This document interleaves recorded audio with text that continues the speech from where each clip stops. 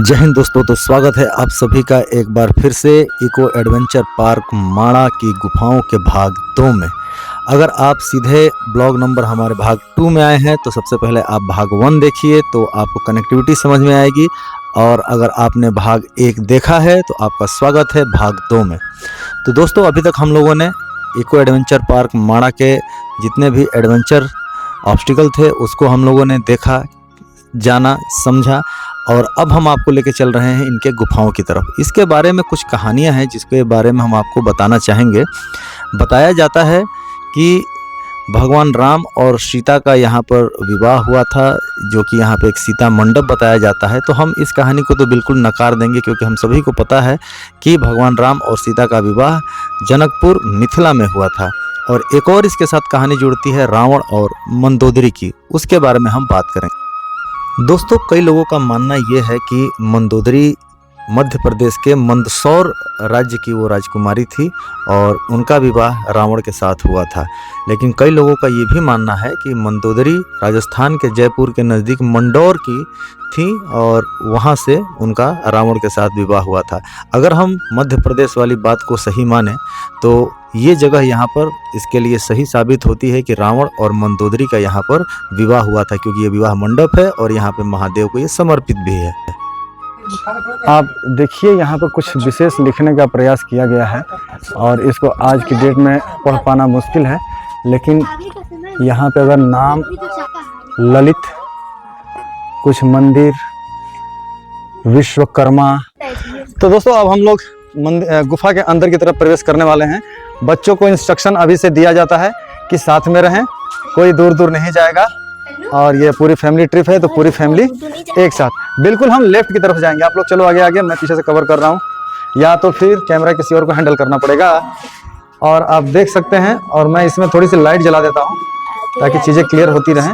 Torch जलाना पड़ेगा। और आप देखेंगे सबसे लेफ्ट की तरफ ये गुफा है, और उस समय से मनुष्य अपने आप को रहने के लिए कितना शानदार तरीके से यहाँ पर अपने आप को बना रखा है। ये फर्श है, और अब आवाज मेरी गूंज रही है, और ये बिल्कुल पत्थरों को उकेरा गया है, काटा गया है। आप निशान देख सकते हैं कि किस तरीके से ये पत्थरों को काटने के निशान बने हुए हैं। और अब हम लोग अंदर की तरफ पहला, और यहाँ के बाद अब आप देख सकते हैं कि ये दूसरा सीढ़न है।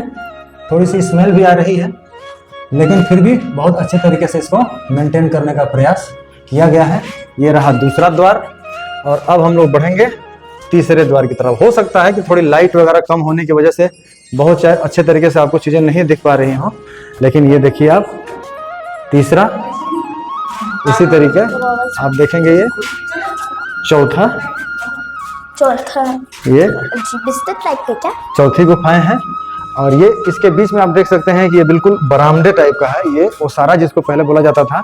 और बाकी तो आप देख सकते हैं लोगों ने यहाँ पे नाम अपने डाल दिए हैं। ये कुछ क्या उपद्रवी तत्व होते हैं जो अलग अलग जाके जगहों पे अपने अपने नाम को डाल दिया करते हैं, जो कि बिल्कुल गलत है। किसी को ऐसा नहीं करना चाहिए, क्योंकि एक बहुत बड़ी सभ्यता का हिस्सा है और बहुत पुराने समय से लोगों ने इसके ऊपर अपना समय दिया है, तब जाके ये चीज़ें ऐसी दिख रही हैं। और थैंक यू है इस यहाँ की गवर्नमेंट के लिए जिन्होंने इतने अच्छे तरीके से इसको सजो कर रखा है।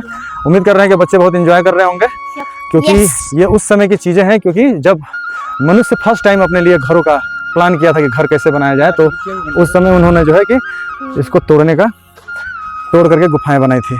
आप टॉप व्यू पर भी देख सकते हैं, ऊपर भी बहुत शानदार तरीके से है, पूरे डोमिनेटिंग ग्राउंड पे, और उस समय की ये कलाकृतियां हैं, बनाई गई हैं। अब हम चलते हैं दूसरे वाले की तरफ। दूसरे में हम चल के अंदर देखते हैं कि क्या चीज़ें हो सकती हैं। अलग अलग है और सेम वही फॉर्मेट है, जैसे आप एक तरफ से देखिए बरामदे, और यहाँ पर भी हम आपको ले जाएंगे। और यहाँ देखिए ये भी एक शानदार ओसारा है, अंदर की तरफ प्रवेश किया जा सकता है। आ जाओ तन्नू एंड मनु, बिल्कुल देखो यहाँ पे महादेव साक्षात विराजमान है। बड़ी शिवलिंग थी वहाँ पे। हाँ, हम चलेंगे, पूरा शिवलिंग को देखेंगे, महादेव को। और ये ओसारा, चलिए और आगे से चलिए, उधर से पूरा कवर करते हैं। और जैसा कि आप देख सकते हैं कि यहाँ पे एक महादेव को समर्पित ये पूरा शिवलिंग उस समय के दौर का बना हुआ है। पूरा हम आपको विजिट करा रहे हैं, थोड़ा सा हम आगे की तरफ बढ़ रहे हैं। वीडियो थोड़ी सी लंबी होने वाली है, इस चीज़ को आप बहुत भली भांति समझते हैं, क्योंकि एडवेंचर टूर, फैमिली टूर और अब ये धीरे धीरे जो है कि स्टडी टूर में भी कन्वर्ट हो चुका है। इस कलाकृति का हम दावा नहीं कर सकते, लेकिन ये जो पत्थर की, ये जो उस समय अपने आराध्य को बनाने का प्रयास किया गया है, आप देख सकते हैं पत्थरों को काट करके, और बेहतरीन, बहुत ही शानदार। और बच्चे जो हैं कि पूरी तरीके से इसको स्टडी कर रहे हैं। हालांकि इनके समझ में कुछ आ तो नहीं रहा होगा, लेकिन फिर भी देखने का प्रयास कर रहे हैं कि उस दौर में लोग कैसे इन सारी चीज़ों को करने का कोशिश किए थे। तो मनुष्य उस समय अपने आप को कितना डेवलप कर चुका था। और आप देखिए कितनी बारीक टूल्स थे उनके पास, औजार जो आप देख रहे हैं कि ये कितने बारीक टूल्स रहे होंगे, जिससे ये इतनी बारीकी से इसकी कटाई की गई है। तो महादेव को समर्पित है ये, हर हर महादेव।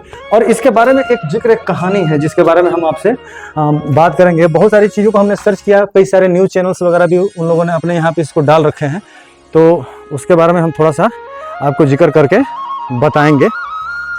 और यहाँ पे टीम लगी हुई है अपने फोटो सेशन में अलग अलग।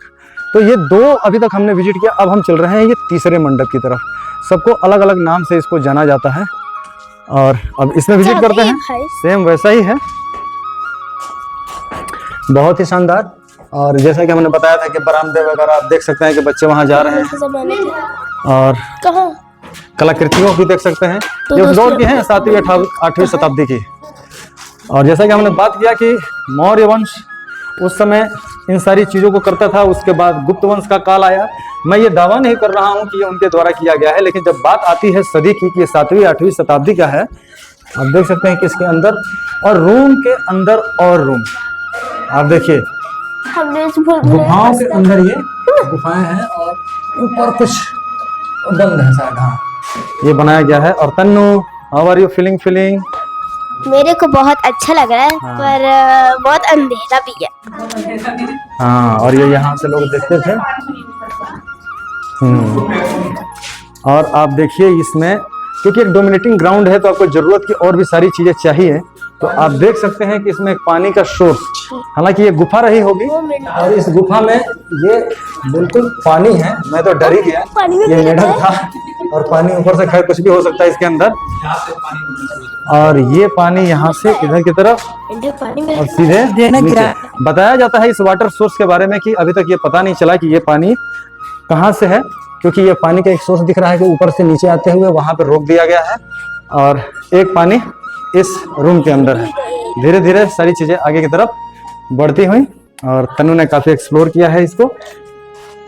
और यहाँ पे देख सकते हैं पानी, और यहाँ से निकलने के लिए आप देख सकते हैं कि पत्थरों को काट करके उस दौर में नालियां जो है कि बनी हुई हैं, किस तरीके से बहुत ही शानदार तरीके से इसको बनाने का प्रयास किया गया है। और ये एक मुख्य द्वार डिजाइन देखिए आप, 4थी मंजिल, क्या कारीगरी रही होगी। और इसके अंदर अलग अलग इसके नाम दिए गए हैं। और अब तो जो यहाँ का पर्यटन विभाग है सिंगरौली का, मध्य प्रदेश का, वही सारी चीजें इसके बारे में डिटेल से लोग बता पाते हैं। तो ये हम लोगों ने देखा बच्चों के साथ, बहुत ही शानदार ट्रिप। और एक बार हम लोग बताते हैं कि यहाँ पे कोई वाटरफॉल है, उसकी तरफ भी जाने का प्रयास। बताया जाता है कि ये पानी जो आ रहा है, आप देख सकते हैं ये पानी आ रहा है कहीं ना कहीं एक वाटरफॉल का हिस्सा है, वहाँ पर हम जाने का प्रयास करेंगे। लेकिन एक बार एक साइड से हम लोग इसका ज़रूर विजिट कर लेते हैं। और बाकी टीम नेक्स्ट एंड से आ रही है, हम नेक्स्ट एंड की तरफ से बढ़ रहे हैं। और ये हमारे पूर्वजों की है धरोहर, क्योंकि ये मानव से संबंधित है। तो मानव की जो भी चीज़ें हैं, आने वाले जो भी मनुष्य हैं, उनकी धरोहरें हैं, और उनको संभाल के रखना, उसका रख रखाव करना आज के भविष्य के मानव की जिम्मेदारियां। और कॉन्सेप्ट आता है, आप देख सकते हैं कि इस पूरे इलाके का ये डोमिनेटिंग ग्राउंड है, और अपनी सुरक्षा के लिए आपको एक ऊंची जगह जहाँ से आप पूरे इलाके का ऑब्जर्वेशन कर सकें, तो डोमिनेटिंग ग्राउंड जरूरी होती है। तो उस समय का मनुष्य जब अपने आप को सुरक्षित रखना चाहता था, बाकी लोगों से बचाना चाहता था अपने आप को, तो इस तरीके का डोमिनेटिंग ग्राउंड ढूंढता था ताकि वो सुरक्षित रह सके और अपने दुश्मन के ऊपर ऑब्जर्वेशन भी रख सके। तो आगे से जो कुछ भी हो सकता था, आप देखिए ये वो शेल्टर्स टाइप के हैं, ये पिलर नहीं है, ये कहीं से लाए नहीं गए हैं, ये इसी पहाड़ को काट करके छेनी, हथौड़े या फिर जो भी उस समय के टूल्स रहे हों, उनकी मदद से ये बनाने का प्रयास किया गया है। तो Tannu, where is your mic? तो अब पूरे बच्चा पार्टी एक साथ। तो दोस्तों बने रहिएगा और अब हम आपको ले चलेंगे यहाँ के वाटरफॉल की तरफ, लेकिन उससे पहले अब हम लोग कर लेते हैं थोड़ा सा लंच ब्रेक और देखते हैं कि घर से क्या क्या आया हुआ है। तो उसके लिए हम लोग चलते हैं, अपने हाथ मुंह धुलाई करते हैं क्योंकि काफ़ी देर टहलते टहलते हो गई है और पूरी टीम हमारी थोड़ी सी अब थकान महसूस कर रही है, तो थोड़ी सी एनर्जी की ज़रूरत है। और यहाँ पे आप देख सकते हैं कि वाटर का एक सोर्स बना हुआ है जो कि बिल्कुल ऑफिस के नज़दीक है। आप लोग जब कभी भी आइए यहाँ पे आप पानी का इस्तेमाल कीजिए, हाथ मुंह धोने के लिए कीजिए। और जो आप पानी लाए होंगे, उम्मीद करता हूँ कि यहाँ तक आते आते सबका वाटर ख़त्म हो चुका होगा। तो आप लोगों ने फिर से यहाँ से बोतल में पानी को भर लेना है और वाकई पानी का टेस्ट बहुत अच्छा है यहाँ का। और थोड़ा सा आप यहाँ आने के बाद फ्रेश फील करेंगे, नेचुरल वाटर है, ज़रूर इसका आप आनंद लीजिए। और हम लोगों ने यहाँ से अपना पानी फिलअप किया, थोड़ी बहुत बातें भी हुई। कम से कम आप जब भी यहाँ पर आइए तो पानी अपना खुद कैरी कीजिए, क्योंकि यहाँ पहुँचने के बाद आपको सिर्फ एक ये वाटर का सोर्स मिलता है। और अगर आप बिल्कुल आरओ वाटर पर डिपेंड है तो पूरा पानी अपने साथ कैरी कीजिए। और अगर आप हमारी तरह कहीं भी आरओ का भी पी सकते हैं, जंगल का भी पी सकते हैं, नेचुरल भी पी सकते हैं, तो फिर आपका स्वागत है यहाँ पर। एक चीज़ का आपने विशेष ध्यान रखना है, जब आप स्पेशली फैमिली टूर प्लान करते हैं तो आपने देखा होगा कि पूरे ये जंगल का इलाका है और इसके बीच में ये पार्क बना हुआ है। तो खाने के लिए आप अपनी खुद की व्यवस्था करके आइए, आत्मनिर्भर बन के आना पड़ेगा, क्योंकि यहाँ पर कुछ भी खाने पीने का सामान मिलता नहीं है।